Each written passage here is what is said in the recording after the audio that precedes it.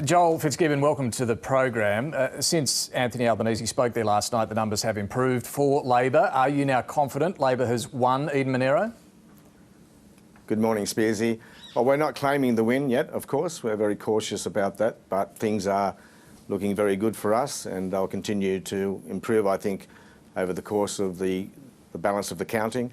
It's a bit of an ugly win for us, I can see, but it's a win just the same. It was a difficult election for us. The advantages of incumbency, for example, was an enormous hurdle to overcome. So full credit to Anthony Albanese, who injected himself energetically into this campaign and looks like walking away victorious. When you say it was an ugly win, what do you mean by that? Well, ugly but not so ugly, of course, as Scott Morrison's loss. He's been unable, as Peter pointed out, to translate his high approval ratings to his primary vote in Eden-Monaro, and that will have them pondering long and hard over the coming weeks. We, of course, lost a bit off our primary vote again, coming off a fairly low base in 2019, but as you pointed out, we lost Mike Kelly.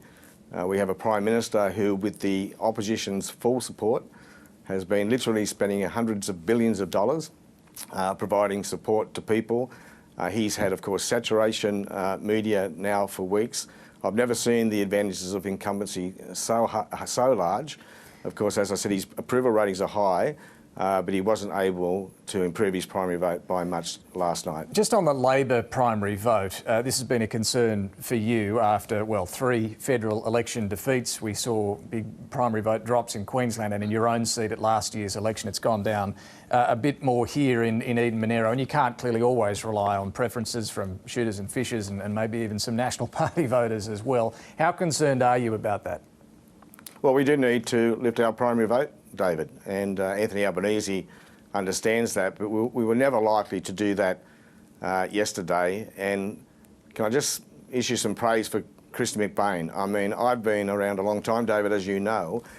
She was a first-time candidate, and I've not campaigned alongside a better candidate than Christy McBain. So we'll have her again next time, and she'll have an opportunity now to consolidate herself in that electorate. And I've no doubt she'll lift that primary vote next time around. What about Anthony Albanese? Is he now guaranteed to lead Labor into the next election? Absolutely, and that was never in doubt. This was always going to be a closely run thing, and have a think about it. He inherited a broken Labor Party after the 2019 election. Trust in the Labor Party, in the broader electorate, had collapsed.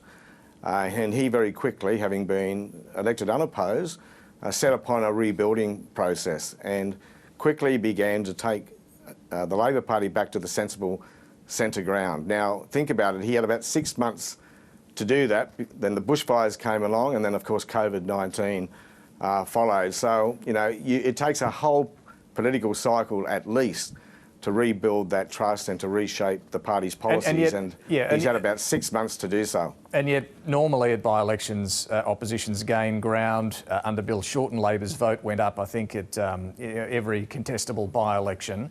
It's gone down here. What do you put that down to? It means that we still have a lot of work to do. I mean, have a look at what Anthony Albanese has done. He was quick to jettison unpopular policies like franking credits. He was quick to start establishing his bona fides with our traditional blue-collar base, talking about the importance of the coal mining industry and the resources sector more generally to the Australian economy, using his headland speeches to talk lots about jobs and job security, recalibrating our climate change policy so that we're left with a policy which is meaningful, but a policy capable of taking the majority of the Australian people with us on that journey, and therefore capable of winning us an election. So, and are you comfortable with where that climate policy is now at for Labor? Yeah, I am absolutely, and we've seen more examples this week of firms exiting the Australian market because, in part, high energy policies. So this is, I think this is fertile ground for us now. We need to both save and create more jobs in the manufacturing sector, for example, and getting some energy policy back in place and some certainty back in place. is very important. Is it still your view, Joel Fitzgibbon, that Labor should embrace the government's 2030 emissions target of 26 to 28%? I think talk about targets has been absolutely overdone, David. We're not all that far, of course, now off 2030. Okay. With respect, you're the one who suggested supporting the government's target. I'm just wondering if that's still your view? We've set a zero net emissions target. For 2050. And that has to be our focus now. This will not be a linear path to 2050. Technology will, of course, come into play along that road. So no one really knows what 2030 looks like under Scott Morrison. We've had emissions flatlining now for 7 years, and it's pretty difficult to know where you need to be in 2030 when we are in opposition. Okay, and but just to be Scott clear on Morrison this, is likely... what do you think Labor's position should be then on 2030? Just no position? I think 2030 has become irrelevant. When we set last time a 2030 target, it was 2015. It's now 2020, and by the time the next election comes around, it's going to be 2021, 2022. So as a benchmark, no 2030, I think is... What about 2035? Will you need a target for some sort of short-term goal? Well, again, I don't think the trajectory will be linear. So we'll continue to have conversations as we develop our policies. As I said, we were very early into that process when COVID-19 came along. But you can be sure that Labor will take a meaningful climate change policy into the next election. It's going to be difficult because, again, Scott Morrison has allowed those emissions to flatline now for 7 years.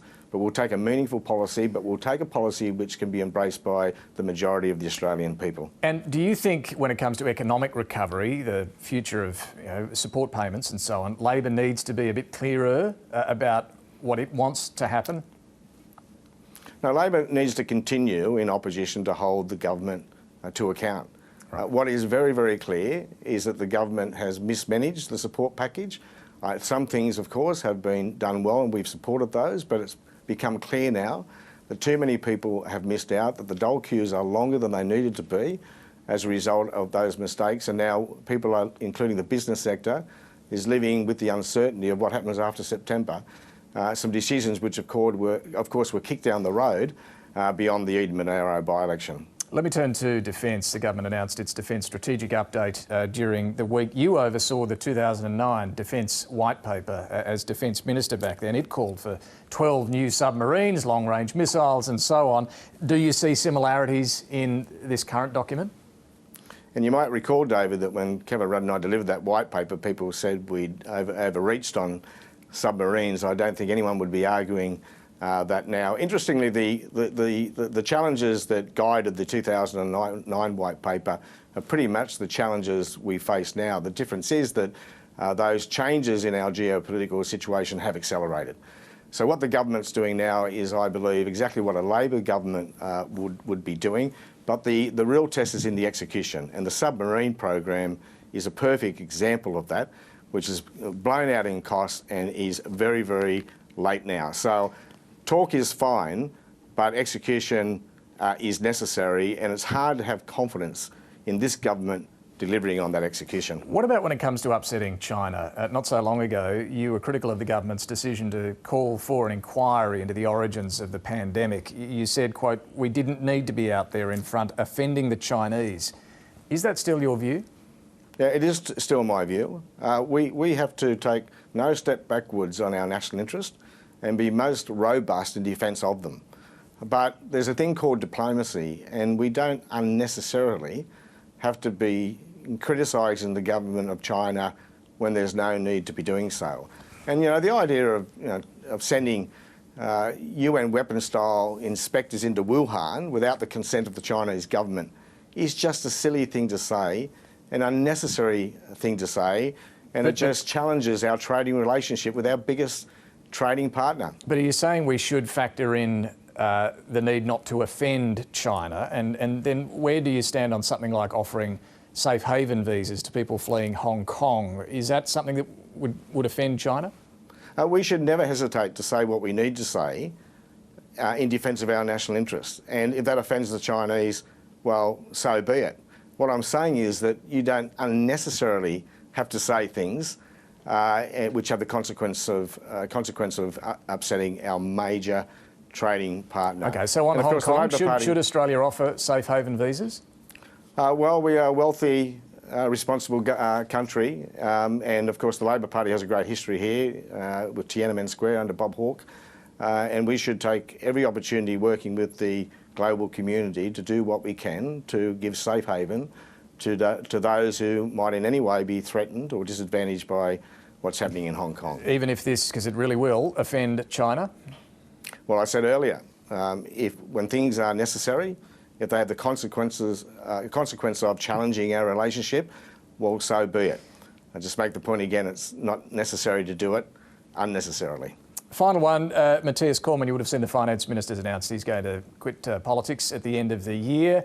You're, of course, on the other side of politics. Will you be happy to see him go, or will he be a loss to Parliament? Oh, I wish Matthias well. He's been one of their better performers in my view. Matthias has always been a guy you could trust when a deal is cut in the Senate, and I've always respected that. He's been a serious player for a long, long time, and again, I wish him the best. All right, Joel Fitzgibbon, thanks for joining us this morning. A pleasure, David.